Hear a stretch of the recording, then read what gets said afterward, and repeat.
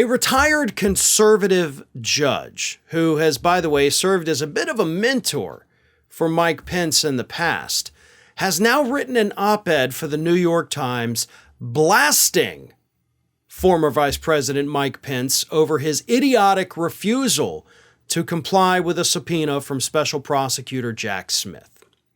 And before I read a little bit of what Mr. Judge Michael Luttig had to say, that's the judge, I need to point out that this is not just some random conservative judge who thinks Mike Pence is making a mistake.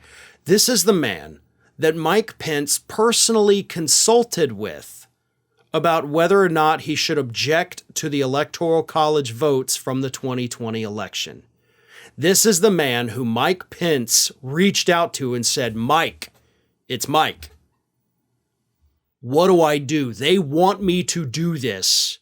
Legally, politically, help me out here. What can I do? What can I not do? And Judge Luttig told him, don't frickin' do it, man. You can't do it. You're going to get creamed if you do. So this is a guy Mike Pence trusts. And he comes out with this op-ed in the New York Times and he says this.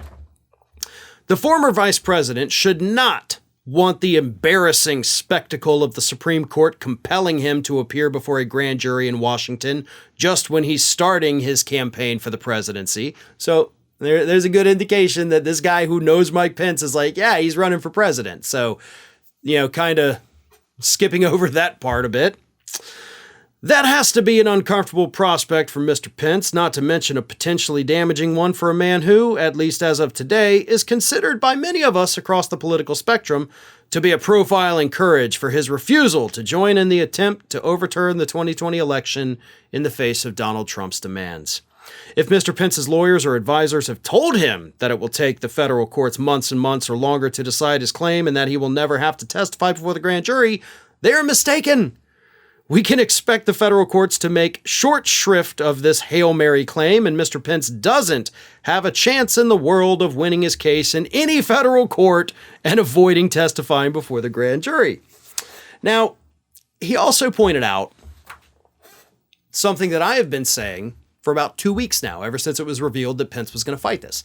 He says that Pence is obviously fighting this, for the optics of it, to kind of try to gain some support from the MAGA crowd. Like, hey, I'm not rolling over. They're going to have to force me to do it. Exactly what I've been saying. Like, I love that this is now pointed out by a guy who knows Mike Pence, a guy who has advised Mike Pence, and he sees the exact same thing I do. That's like personal validation. I love it. It makes me feel good because it's like, okay, I am on the right track because I'm not the only one who sees this. Mike Pence is only fighting the subpoena because, one, he thinks he can delay it to the point where he'll never have to testify. Luttig lays out like, nope, they're going to do it quickly and you're going to have to, and you're going to look like an idiot. Two, these MAGA freaks aren't going to love you anyway. These are the same people that were walking around the Capitol chanting, hang Mike Pence. They don't like you and they never will. It doesn't matter what you do. Even if Trump came out and endorsed you, they wouldn't rally behind you. So you lost them, move on.